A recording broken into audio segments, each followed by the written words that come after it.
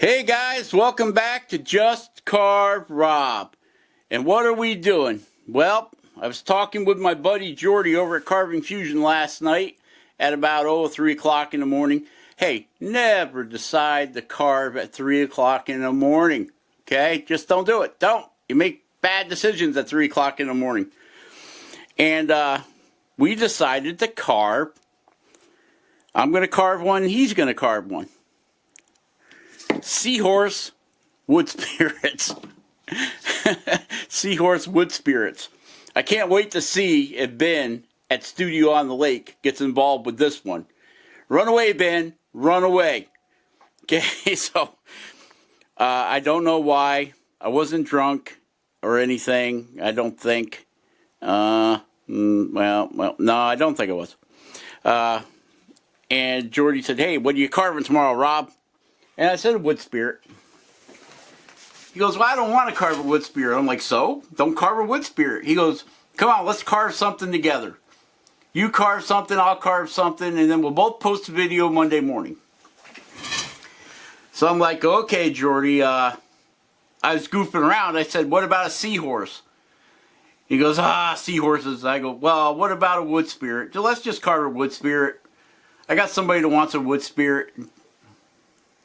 And Jordy goes, "Oh, well, I was starting to like the seahorse thing."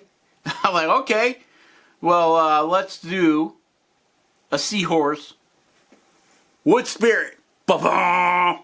Okay, this is a piece of birch branch that was out in the wood shop. It's spalded birch, okay? And I didn't have a clue what I was going to do, how I was going to do it. I put it around the bandsaw and I just started chopping. I drew a rough picture.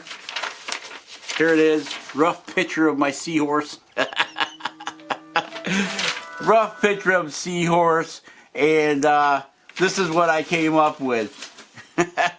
Alright, so let's get the kutzall extreme burr out and get this guy shaped up, alright? Alright, I'll be right back. Alright, let's fire up this extreme kutzall flame burr and get some rough shaping done here. We've cranked up the speed a little bit. Otherwise, this video would take forever. You guys would be in terrible misery and pain of watching this marathon of shaping with a steadily growing duller and duller kutzall flame burr. And like I said, I have no idea of what's going on here. Seahorse wood spirit. I wonder how that's going to turn out. It's probably going to look like a giant tadpole. Roughed it all out with the bandsaw. I did use my DeWalt angle head grinder with the shaping disc on it to help me out, get the his little squiggly tail roughed in, and that fin running down the back there to get that dug in there. Those shaping discs are great and scary. Hoo-hoo-hoo. Especially on a small piece like this where you're holding it with one hand and you're holding the grinder with that shaping disc in the other hand, and it's very, very cold outside and your hands are freezing up. I had to stop 2 times to go stand in front of I have a 175,000 BTU salamander out there to heat that place up. And I had to stop 2 times and go over and stand in front of it and heat my hands up because I was losing dexterity in my fingers. That's how cold it was out there. It was like 15 degrees. So it's pretty cold. And I will not wear a pair of gloves with that shaping disc. Man, that thing kind of hold one of them cut-proof gloves. It would just tangle you all up. I'd rather have it scrape the skin off my fingers than to break my wrist or break my fingers with it catching that glove. A leather glove, probably the better option is using a leather glove. They won't get sucked in so easily, but any type of knit glove or rubber glove, I would steer clear of whenever you're doing work with a shaping disc or sanding disc even. So that's just my opinion. I had a glove ripped right off my hand. It was actually a pair of rubber surgical type gloves. I was using the bandsaw. You know, the surgical gloves, they always got that little bit that stick out at the end. And I use a pretty coarse tooth bandsaw blade, okay? I think it's like 1 in 4. It's one tooth every 4 teeth in 1 inch. That's how it's 4 teeth per inch. TPI, 4 teeth per inch. So that's a pretty coarse blade. You can get them a little coarser than that yet, but it's a pretty coarse blade. And it caught the tip, just the very tip of that rubber glove. Next thing I know, my hand is flying towards the bandsaw blade. It was pretty scary.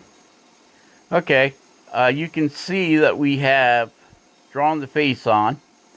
And I am using a straight burr here. It is a saber-tooth straight burr. It has no taper to it. It's just straight, and it's less than 1/8 of an inch diameter. It's pretty spiky. The shaft is 1/8 inch. So, to get a coarse burr for these doing little faces like this, it's hard. So you're normally limited to the carbide flame burrs, 1/8 inch or 3/32 shaft. But this one is just small enough where I can get in there and rough everything out. But I will be changing over to that 3/32 shaft carbide flame burr to get this shaped in. As I'm doing this, I'm like, man, I should have left that beard longer, give it a little bit of a whip to it, but not much I can do about it now. Is what it is. So you can see we're shaping, getting that all shaped in, getting the mustachio cut down. We took that burr and drilled the hole for the mouth. And you can see them weird looking things on the side of his head. They're not ears, they're going to be like fins on the side of his head. I've looked at quite a few pictures of different types of seahorses, and there are a lot of different types of seahorses. And the one that I really like has these great big fins he can flip out on the side of his head. They look like giant ears. They crack me up. This branch wasn't much wider than what it is right here, so I would have liked to have them flip out a little bit more, but there again, we're kind of stuck where we are. We're cutting the cheeks in, just cutting them cheekbones in a little bit there, and bringing the beard back. And the cheeks aren't going to be that big, but I'm trying different ways to figure out different ways of getting the eyes cut in, because the way I'm doing it right now, I really have to dig deep to get them in there, and then they're in so deep that you really can't do much with them. So I'm going to leave a lot of the material that I would normally just chop away. I'm going to leave it there until after I get my eyes cut in, so the eyes won't be so deep into the head. And this is just a lot of shape in here. We're taking, you wouldn't believe, mammoth amounts of wood that we've pulled off from this birch branch. And it is spalded. And spalding might look pretty in furniture and stuff, You can see down there at the bottom, just above the tail, it looks like a crack. That's actually spalding. Kind of looks like a heartbeat thing. Okay, so we have switched over to the microcarver with that carbide flame burr, 1/8 inch shaft, and we're cutting in the upper eyelid. That's what we're doing there. I have cropped it or zoomed it in as close as I can to get that eyelid in there. Try to show you what I'm doing. Okay, the spalding might look nice on furniture and when it's finished, but let me tell you, wherever your wood is spalded, it's going to be a lot weaker. Okay, this spalded wood, just as soon as I touch it with that carbide burr, it just blows away. So if you're dealing with spalded wood, you have to be careful. You see that little black spot up there in the corner? That's not marker. That's more spalding. And since it's a fungus, you should always make sure you're wearing your respirator and have a dust collector on. Just because it is a fungus, okay? It's when the wood starts decaying and a mold or fungus moves in. So it's probably not good to breathe. So now we're cutting in the upper eyelid on the other eye.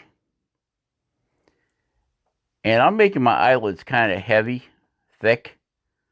It's not out of proportion with a normal eye. So what I do is I come across the top and cut the upper part in and then back down under it to create the eyeball itself. I don't know if you guys can see that. Maybe I can get a tighter shot on that. These little carvings are hard to see. And what I'm doing is, you'll see me push that burr down in there. I'm cutting the inside corner of the eyes, not the eyelids, the eyes, the eyeball part, to give it that round look. And there we're cutting in the bottom eyelid. The bottom eyelid, yep.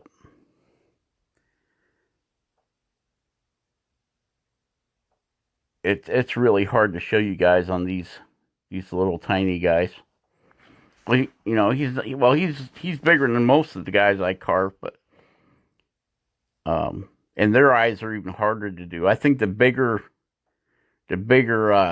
thing you create, the bigger carving you make, it's easier to do the eyes because you can use bigger burrs to get in there and carve them.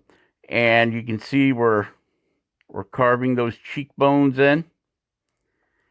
And right now, it kind of looks like he's wearing a helmet, don't it? Not a donut helmet. A donut. Not a donut at all. A helmet. Not a donut. Ugh. It looks like he's wearing a helmet, doesn't it? Not donut. Doesn't it look like he's wearing a helmet? I almost left him that way.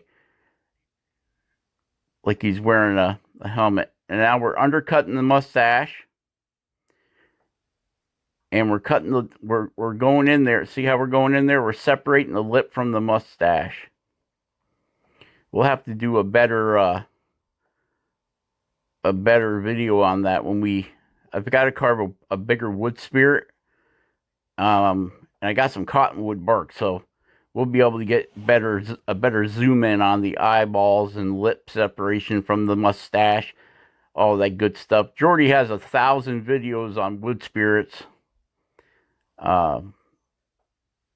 And you can check it out over there on his YouTube channel. Just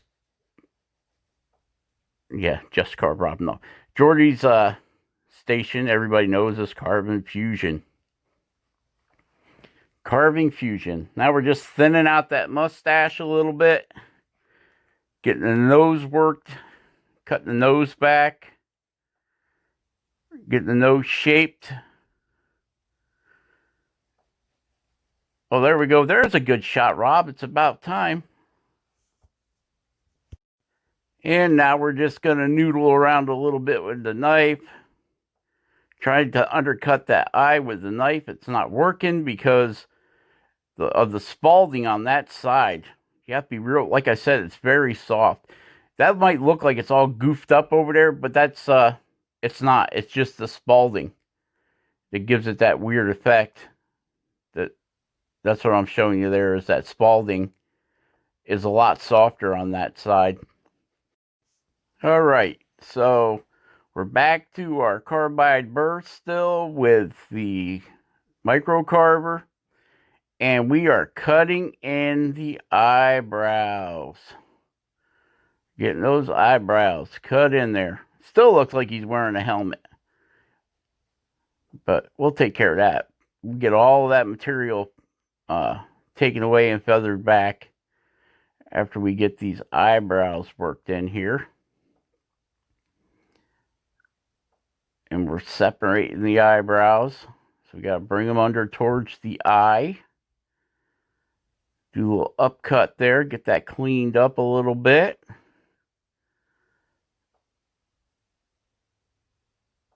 He does not look like a happy wood spirit seahorse guy. Looks a little mad, I think. I think he looks a little angry. Once we get them eyebrows shaped in there, he'll really look angry. But hey, if somebody took your head and stuck it on a seahorse body, you'd probably be a little peeved too.